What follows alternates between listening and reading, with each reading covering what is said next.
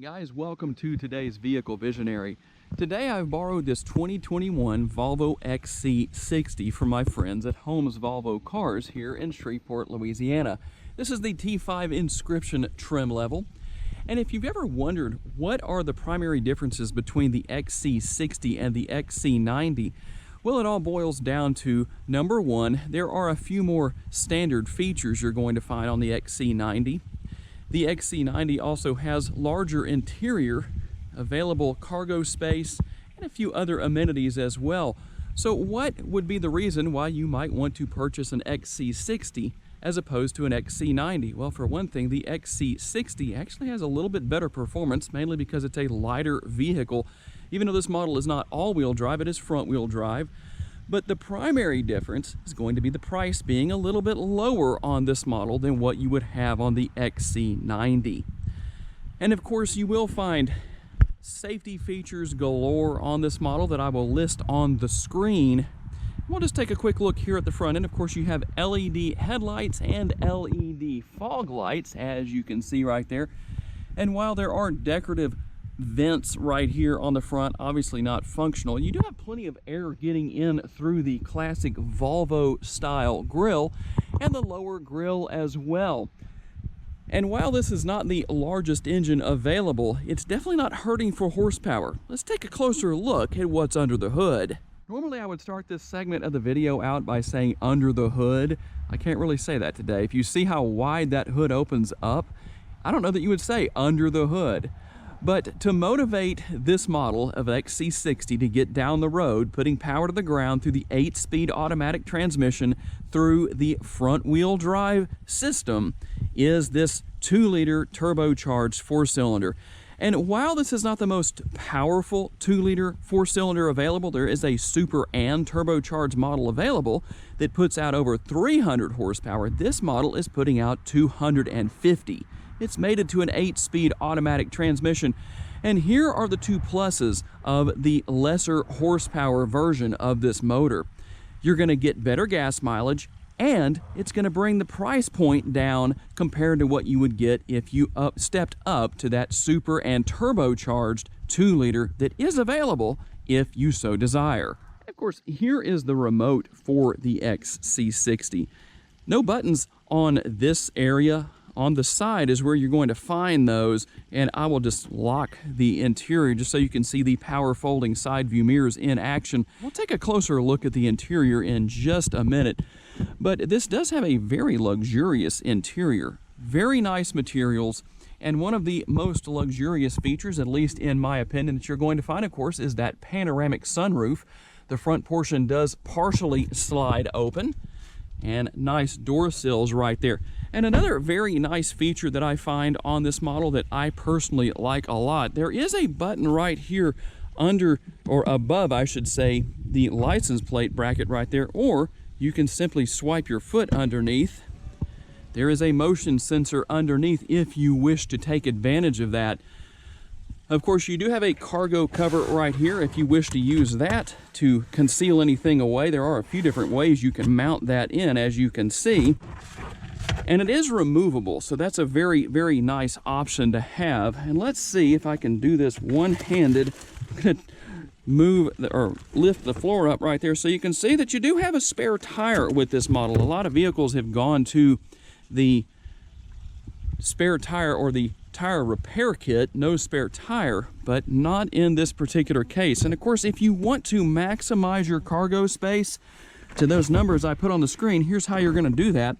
A couple of different options for that. You can fold down one or both sides of the rear seats, and we'll open this right here because you do have a pass-through, and I'm just opening this up from the rear, as you can see right there, but you've got an available pass-through if you wish to use that and leave the seats up. And of course, as you can see, there is an armrest there with some built-in cup holders as well. Our way into the interior here is the passenger side door. And of course, you're going to see that instead of having map pockets on the rear, you do have cargo nets, basically. I guess those could be called map nets, maybe? I don't know. But that's what's available. And as you can see right here, you have a digital display for your climate control in the rear. So this is technically what you would call tri-zone climate control, because you have dual zone in the front and then a third zone here in the rear. And these aren't the only vents. You actually have two more vents, one on each side on the door pillars as well.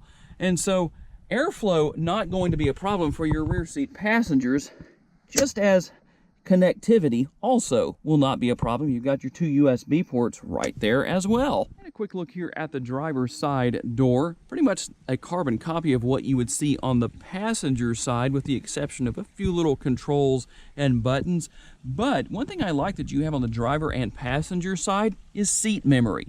As you can see, it's not only available on the driver's side, but also on the passenger side. And just a quick look at the seats here in the front for the driver and passenger. Leather wrapped steering wheel. We'll just hop inside real quick. If you're not familiar with these Volvo models, I know out of habit a lot of the time I'll reach up here to try and hit a button to start everything up. That's not where it is. It's right here on the center console. That's how you're going to get this model up and running. And here, of course, is what the dashboard looks like. Steering wheel mounted controls. And you might notice there's no paddle shifters. But if you want to get sporty with your XC60, you'll notice what you have here on the top of the shifter here. As you can see, when you're in drive, if you want to shift manually, similar to what you would do with paddle shifters, you can just move the shifter over to the left, as I just did right there, bumping gears up or gearing down, depending on what your situation is and or desires. And just a very nice clean look here with the dashboard, the air conditioning vents, and the infotainment screen. I know I hear a lot of people talking about how challenging these are to use. I haven't really found that to be the case personally. Once you get used to it, it's not that big of a deal. It's actually very easy to use. Even though there are no controls anywhere as far as how you control the air conditioner outside of the screen itself, I've found that as I've been driving this model around, that just by muscle memory, I guess you would call it, I can reach over here and just do what I need to do without really even looking, as long as I leave that up on the screen. But not difficult to use at all. One thing I haven't mentioned is that you do have heated and cooled seats, as you can see. And today, in November, believe it or not, it's actually helpful to have cooled seats. That's right, it is that warm today in Northwest Louisiana on November 21st of 2020. And there are multiple driving modes here. This is how we started the engine up, and this is how you change the modes. And I'll just show you. I'm going to push on that and just scroll my way through. As you can see, eco, comfort, dynamic, and even off-road. So this model does have some off-road capabilities depending on what you want to do. And of course, here is your console. Got a few things sitting down in there. And you've got an additional couple of USB ports there as well. So as we get out on the road for a quick test drive, one thing I must say that impresses me with this XC60, with this lesser of the tune-ups available, lesser of the basic engine options, is that it still gets down the road very nicely, and you don't have to really lay into the throttle very hard to get up and running and get up to speed. But if you do push on it, it definitely will take off, as you can see right there, and do what you need for it to do. I mean, that's very impressive acceleration for a smaller engine. It's more than enough to take care of your needs. Overall, this is a very comfortable vehicle. The seats themselves, very comfortable. The ride quality is very comfortable. And going through this corner right here, even though I'm not going very fast, and not that you plan to go out and race the XC60 or anything like that, but it's always good to know how a vehicle handles in corners. There is definitely no problem here. In fact, the steering isn't tight. It doesn't feel like high performance steering, but you don't have to give it hardly any input, as you can probably see on the screen, to get the steering wheel to, or its front wheels to turn in the direction that you need to go. And as I'm coming up here to the red light, I'm just going to ease onto the brakes a little bit later than I normally would. I like the braking capabilities of this model. I don't feel like they're overly aggressive.